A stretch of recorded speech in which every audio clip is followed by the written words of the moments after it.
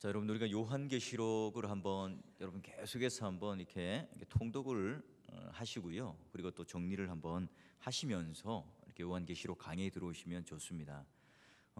요한계시록이 한국 교회 안에 6.25 동란 이전까지는 우리가 이 환란과 핍박기를 지내면서 하늘을 향한 소망을 가지고 참 애송했던 또는 우리가 애독했던 책이 바로 요한계시록입니다. 그럼 오늘날 우리가 이 땅에 사는 것이 더 즐겁고 복되니까 요한계시록을 잘 보지 않고, 그리고 이제 이단들이 이 구원에 관련된 이 잘못된 가르침들을 요한계시록을 가지고 막 흔들어 놓아요.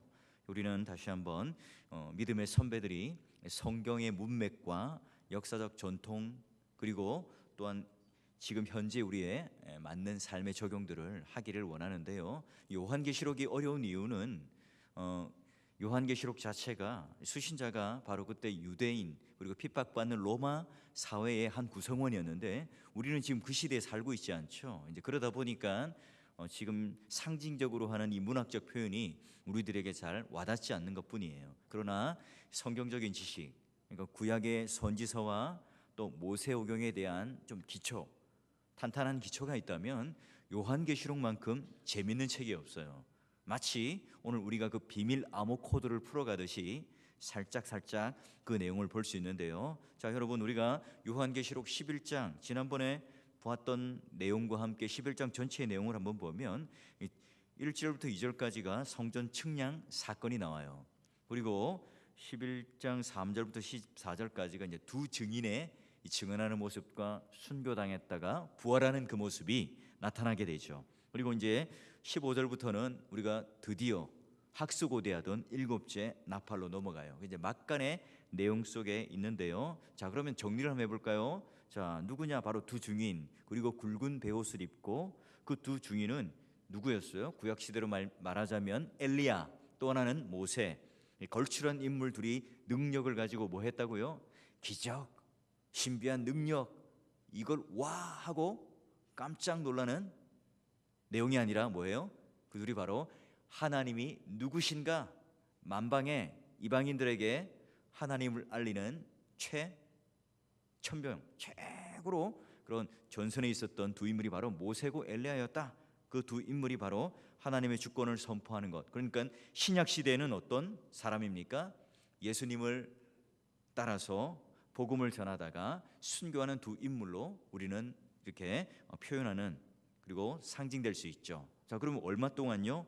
1260일, 달러는 42달, 그리고 3년 6개월 동안. 그러니까 신약 시대 예수님께서 초림 그리고 재림에 있는 그 기간, 그러니까 교회가 선교와 전도로서 하나님 앞에 나가는 복음을 전하는 그 기간을 동안 이제 복음을 증거하게 될 겁니다. 그러면 이제 구약 시대의 엘리야, 그리고 신약의 복음을 전하는 이 모습 속에 교회가 세상을 향해서 예수는 그리스도이시다, 이걸 증언하고 나가는 그 기간을 말합니다. 자, 여러분 이 두 증인이 그러면 충분히 3년 6개월 동안 그런 신약의 기간, 종말 기간이죠. 초림과 이 재림 사이에 충분히 구원의 복음을 전해요. 이 전할 때는 하나님께서 그런 엘리야와 모세의 능력을 가지고 교회를 지켜주세요. 교회가 그 성도의 그 삶 속에 이제는 어떤 능력을 바라며 복음을 증거하는 활발한 모습들을 보여줘요. 그런데 오늘 증거가 끝날 때에 자, 충격적인 모습을 봅니다. 11장 7절을 보니까 어떻게 되어 있습니까? 그들이 증언을 마칠 때에, 그들이 누구예요? 두 증인. 자, 무저갱으로부터 올라오는 짐승이 그들과 더불어 전쟁을 해요. 전쟁을 하는데 자, 그들을 이기고 또한 그들을 죽여버려요.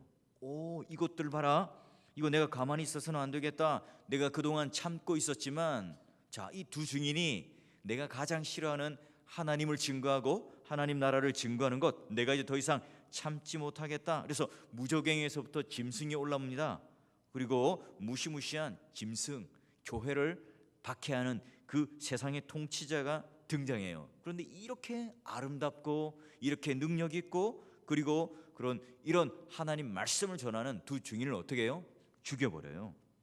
예수님 복음을 전하다가 예수님을 믿다가 하나님 말씀 따라 살다가 어떻게 되었다고요? 죽었다. 이상하네요. 그러면 그 죽음, 그 시체가 어디 있는가? 자, 11장 8절에 이렇게 그래요. 그들의 시체가 어디 있나요? 큰 성 길에 있으니 그 성은 영적으로 하면 어디입니까? 소돔이라고도 하고 애굽이라고도 하니 곧 그들의 주께서 십자가에 못 박히신 곳이라.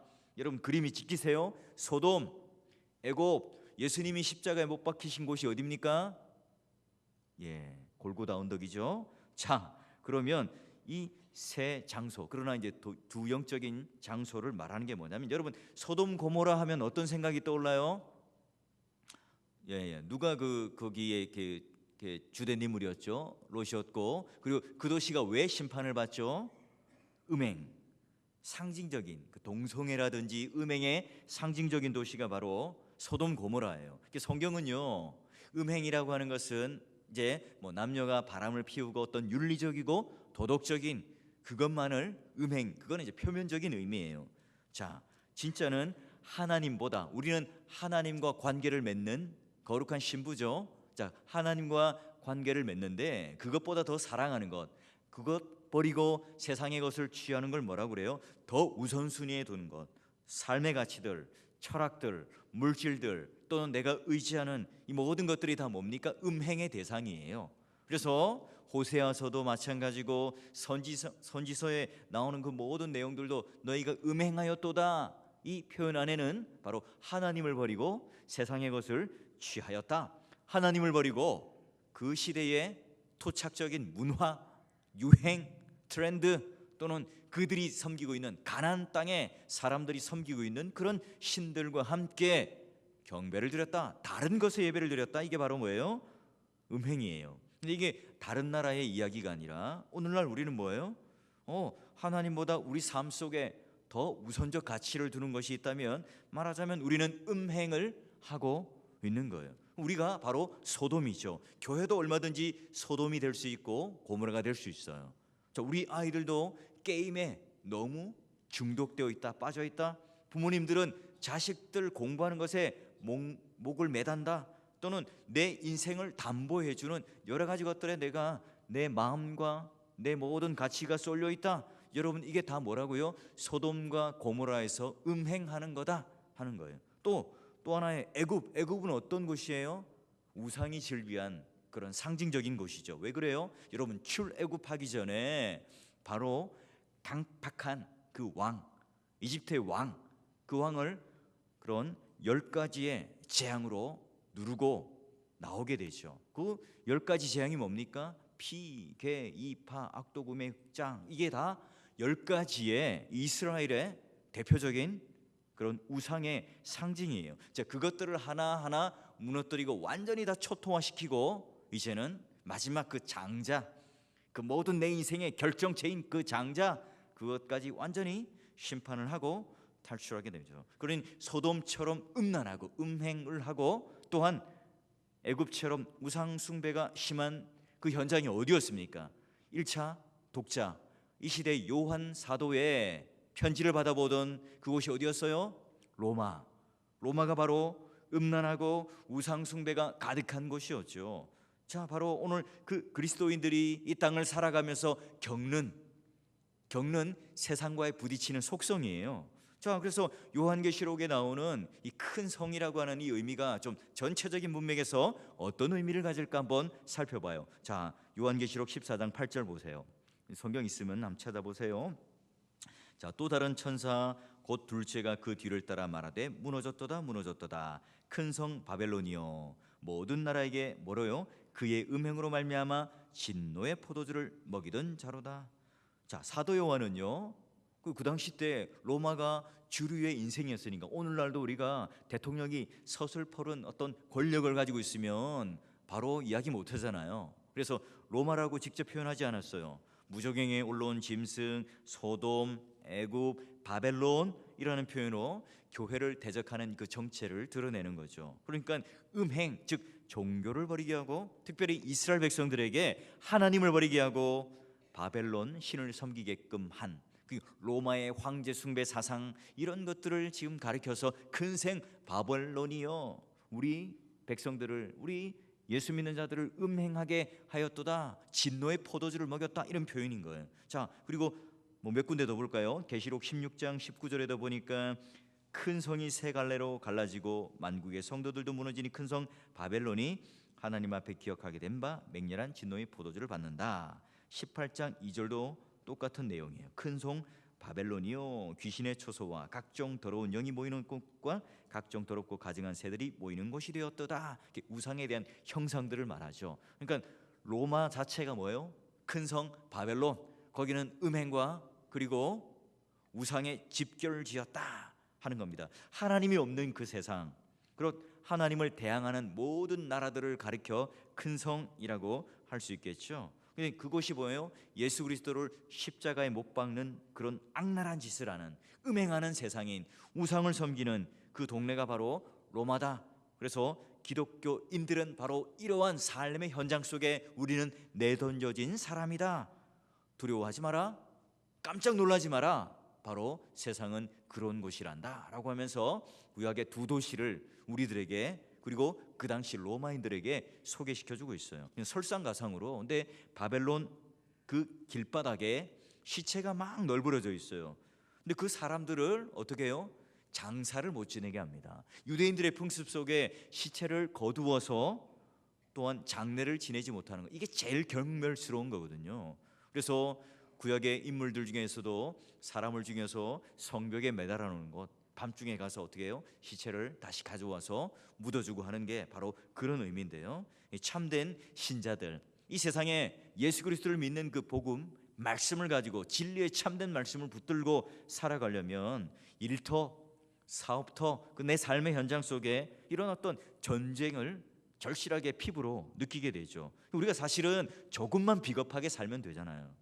좀 얍삽하게 굴면, 조금 이 촌지를 잘해가지고 뇌물도 좀 주면 좀 승진도 잘하고 수입도 더 잘 벌 수가 있을 거예요. 더 잘 내가 나갈 수 있을 거예요. 근데 오늘 우리 속에 살아있는 하나님의 영이 있기 때문에, 우리는 지금 거룩한 성전이라는 것을 알기 때문에 쉽지 않은 거예요. 괴롭죠. 그럼 말씀만 붙들고 살아가다가 내가 왕따가 되거나 바보처럼 살다가 이름도 없이 빛도 없이 흩어지고 사라지는 경우를 우리는 보게 됩니다. 죄송합니다. 손해보고 그렇게 살아가죠. 이때 세상 사람들은 마지막까지 능멸하는 거예요. 그 죽어서 널브러져 시체로 되어 있는데도 장사를 못 지내게 합니다. 그게 바로 세상과 우리의 속성이에요. 박수치죠. 사람들이 실패하고 좌절하는 것, 특히나 그리스도인들이, 기독교인들이 그런 일을 당하는 것을 너무나 좋아해요. 사람들은 그런데 불교, 유교, 세상의 어떤 여러 가지 종교들, 이런 종교를 가진 사람들에게는 별로 시비를 걸지 않아요. 그들은 같은 소속이죠. 같은 가치를 가져요. 같이 이 세상에서 복받는 것을 목표를 가지고 살아가기 때문에 그래요. 근데 우리는 뭐죠? 적당히 살거나 섞여서 살거나 감각 없이 살아가면 우리도 사실은 그렇게 큰 갈등을 가질 필요가 없어요. 오늘 교회 안에서도 누가 쭉정이냐, 누가 알곡이냐 고민할 필요가 없죠. 교회 안에서 누가 참된 신자며 누가 하나님 백성이냐, 이런 구분을 하면서 우리는 끊임없이 참된 진리 가운데에 내가 씨름할 이유가 없는 거예요. 그러나 유독 오늘 우리가 예수를 그리스도로 고백하는 참된 교회는요, 생리적으로 우리는 싫어하는 마음이 생길 수가 있어요. 왜요? 그 안에 예수의 영이 없으면 그렇다는 거죠. 자, 볼까요? 그러면 11장 10절 한번 보세요. 두 증인의 이름이 바뀌어요. 이 두 선지자가 어떻게 합니까? 땅에 사는 자들을 괴롭게 한 거로. 왜 괴로워요? 복음을 전하니까 괴롭죠. 하나님 말씀을 전하니까 괴로운 거예요. 자, 땅에 사는 자들이 그들의 죽음을 즐거워하고 기뻐하여 서로 예물을 보내려 하더라. 두 증인이 왜 두 선지자로 바뀔까요? 여러분, 이 땅에 사는 자들 앞에서 이 두 증인은 결국 뭐라?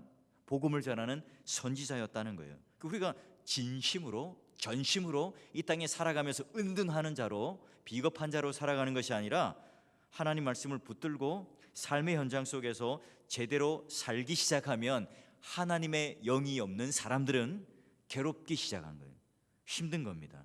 자, 그리스도인들이 이 말씀의 원리대로 바벨론 큰 성, 소돔과 고모라 그리고 애굽에서 함께 부딪히며 살아가면 그 사람들은요 짜증을 내요. 나중에는 성질을 부리게 돼 있죠.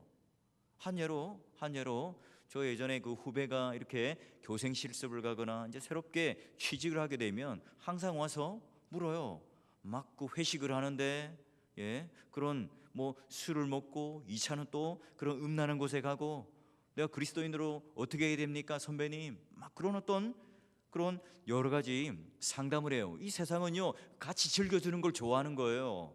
같이 그렇게 즐기는 소돔 고모라와 같고 애굽의 그 속성들로 같이 가야 그 사람들이 짜증을 부리지 않고 좋아하는 거죠. 그럼 우리는 뭡니까? 다르게 살죠. 우리는 말씀의 진리 가운데 살아가기 때문에 오늘 이 무저경에서 거대한 사탄의 세력이 나와서 이 두 증인을 어떻게 해요? 죽여놓습니다. 마치 나약한 사람들, 쓰러진 패배자, 말씀을 붙들고 살아가지만 힘도 없이 빛도 없이 그냥 그저 쓰러져 있는 그리스도인들. 여러분 이 세상 사람들을 이런 사람들 보면서 어떻게 한다고? 너무너무 좋아하는 거예요. 와! 할렐루야는 아니겠죠. 그 사람들은 예수를 믿지 않기 때문에 와! 원더풀 너무 좋아! 하다가 자기들끼리 막 선물도 주고받고 축하도 하고 무정행에서 올라온 이 성도, 이 짐승이 성도와 교회를 막 죽여놓고 이기는 것처럼 보입니다. 근데 과연 그럴까요?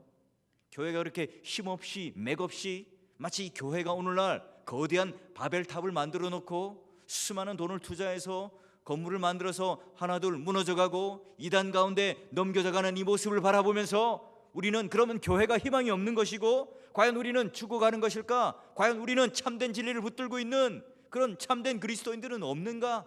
과연 이와 같이 두 증인과 같은 두 선지자와 같은 참된 진리를 선포하는 교회와 증인은 없는가? 아닙니다. 아니에요.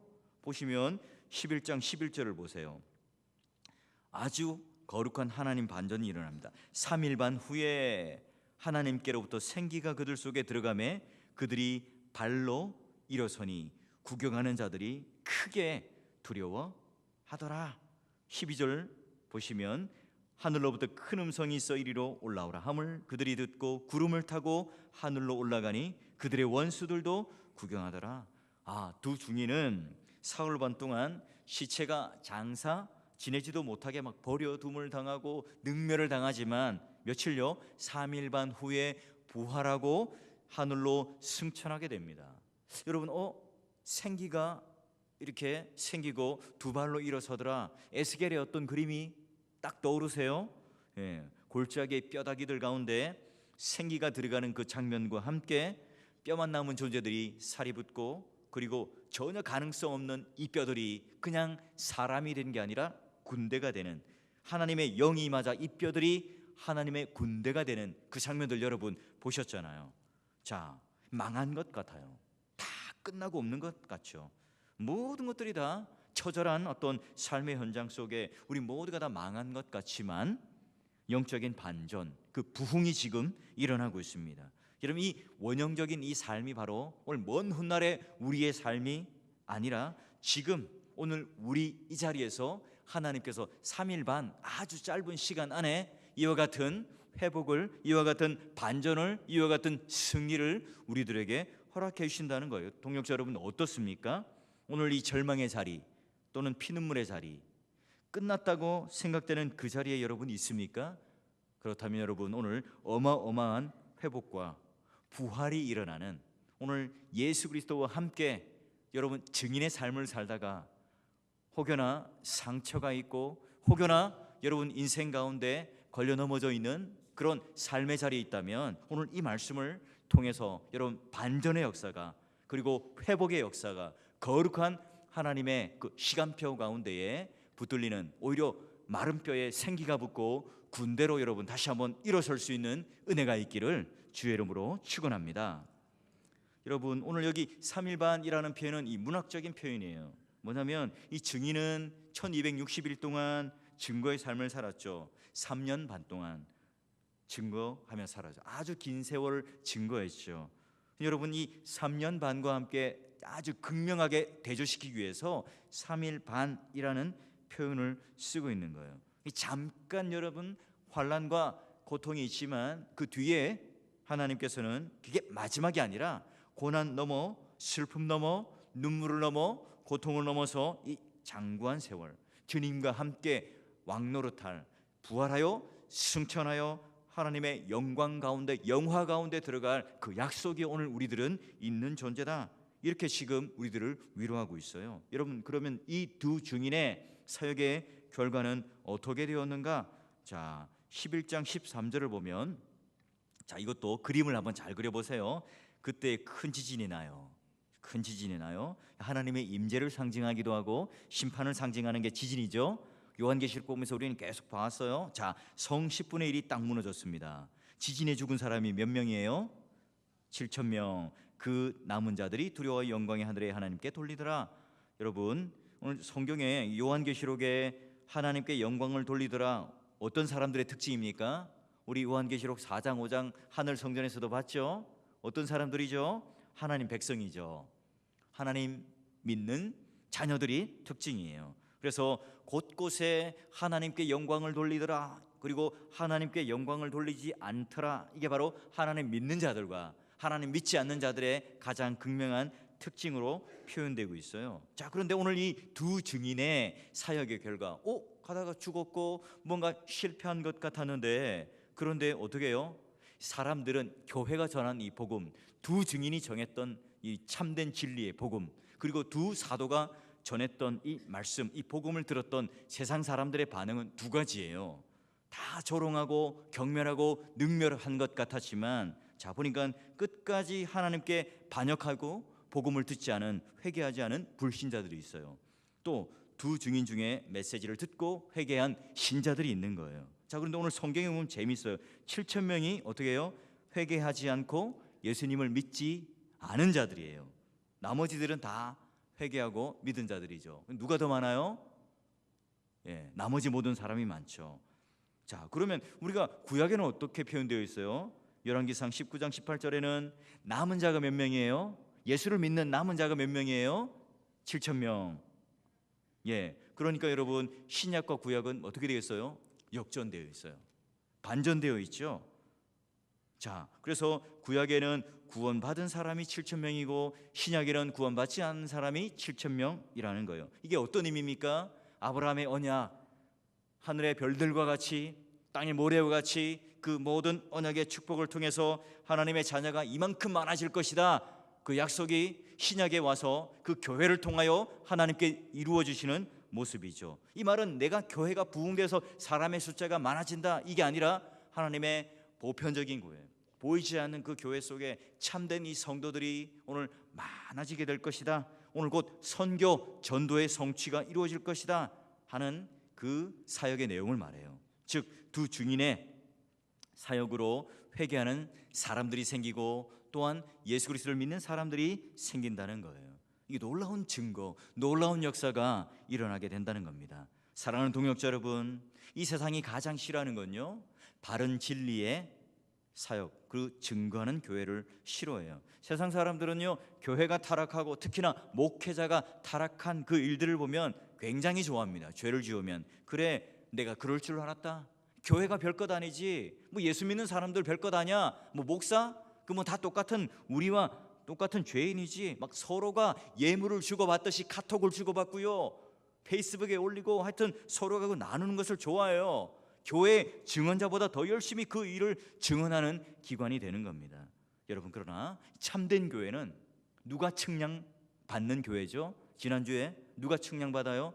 경배하는 자들이 측량받는 게 바로 참된 교회예요. 즉, 사도가 전하여 준 복음 위에 굳게 서 있는 자들, 즉 오늘 하나님의 기준되는 이 말씀 가운데 서 있는 자들, 하나님의 잣대 그 진리가 사람에게, 온전한 사람에게 예수 그리스도를 믿는 그 복음에 측량된 사람들을 통해서 참된 교회가 세워진다는 거예요. 그러니 여러분, 첫째로 이 복음의 진리를 순수하게 선포하는 게 바로 참된 성도들의 표지고 측량받은 경배하는 자들이에요. 그리고 거짓 교회와 범죄, 다른 복음을 믿고 전하는 것에 대해서 우리는 엄격하게 경계하고 참된 진리를 증언하는 사람입니다. 그럴 때 어떻게 됩니까? 천국 열쇠를 가지니까 내가 이르니 베드로야, 내가 이 반석 위에 교회를 세울 건데 음부가 그 권세를 이기지 못하리라 하는 거예요. 교회가 절대로 음부의 권세가 교회를 이기지 못하는 거. 왜요? 하나님 말씀을 지닌 경배하는 자들이 딱 있기 때문에, 그 측량된 정확한 그런 하나님 백성들이 있기 때문에 절대로 참된 교회는 음부가 그 권세로 이기지 못한다 하는 게 바로 교회의 증언이에요.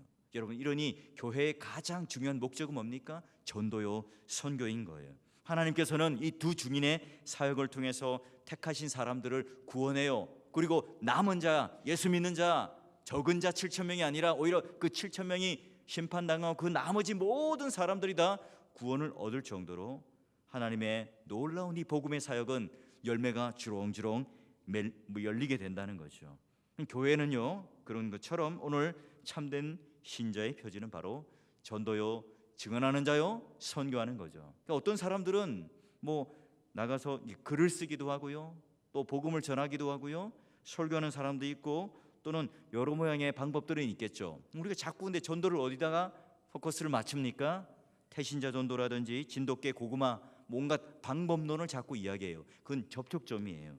우리는 분명히 그러한 일들을 같이 하면서 하나님 앞에 그 이후에 뭐예요? 교회 안에 이 사람들이 들어와서 양육을 받고 참된 회심을 일으키는 것까지가 뭐예요? 전도라고 하는 표현을 쓰는 겁니다. 우리는 어떻게 해요? 우리는 교회에 한 사람 데려왔다, 또는 하나님 말씀 다 전했다, 우리는 이제는 쉬어야 되겠다. 여러분, 이때 뭐예요? 침묵하거나 또는 자기 만족에 빠지게 되면 그때 우리는 참된 진리를 잃어버릴 수 있죠. 세상과 맞장구 쳐요. 이런들 어떠하리 저런들 어떠하리 하면서 우리는 방관할 수 있어요. 이때 사탄은 우리를 가만히 두지 않겠죠. 여러분, 그러기에 이 땅의 교회는 항상 계속 말씀으로 개혁되어야만이 이 교회는 거룩성을 유지할 수 있는 교회가 되는 겁니다. 여러분, 십자가의 길을 걷는 것은 오늘 우리가 너무나 간단하다 말할 사람이 아무도 없어요. 우리가 왜 못 걷죠? 믿음이 없어서가 아니라 오늘 그러한 이 증인이 오늘 우리 가운데 보여주신 이런 놀라운 이 믿음 안에 우리가 무엇을 기준으로 삼을 것인가, 바로 그게 오늘 우리의 중요한 결단이 되겠죠. 여러분, 목사인 저도 마찬가지입니다. 강단에서 죽어야 합니다. 십자가의 길을 가야 합니다. 바른 길을 가야 합니다. 하지만 막상 저도 강단을 내려오면 내 삶을 돌아보면서 내가 죽는 게 너무 싫은 거죠. 증언하는 자로, 담대하는 자로 사는 것에 대하여 기쁨이 없다면 나도 증인으로, 또는 여기 나오는 두 선지자로서의 역할을 하지 못하게 되는 거예요. 우리는 왜 이 로마 같은 짐승의 압제 가운데 둘까? 여러분, 마지막으로 이사야 43장 1절과 2절 말씀을 한번 보면서 한번 결론을 낼까 합니다. 우리 한번 43장 1절을 여러분 한번 읽어주세요. 한번 읽습니다. 시작. 야곱아,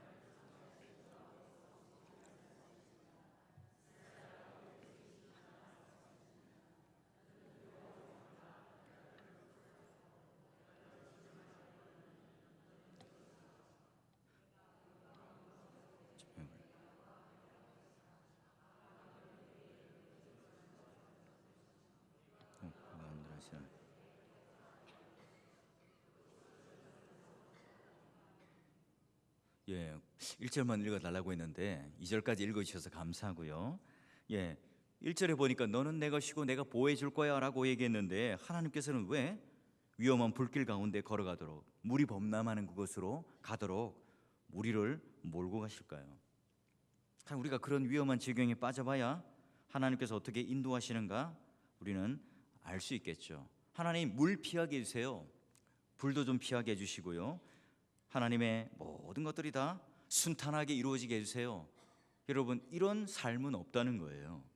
즉 뭐죠? 이 반석 위에 교회를 세우리니, 이 반석 위에 내 가정과 사업터와 그리고 내 모든 인생을 세우리니, 이 정확한 고백 위에, 진리 위에 우리는 서갈 때에 하나님의 보호하심, 그리고 이 두 증인의 사역을 통해서 하나님의 언약 백성으로 걸어갈 수 있다는 거죠. 여러분, 우리는 내 수준에 맞지 않지만, 내 본성과는 완전히 다르지만 내가 알고 있는 이 정답을 따라 살기 시작하면요, 내 마음에 평강이 와요.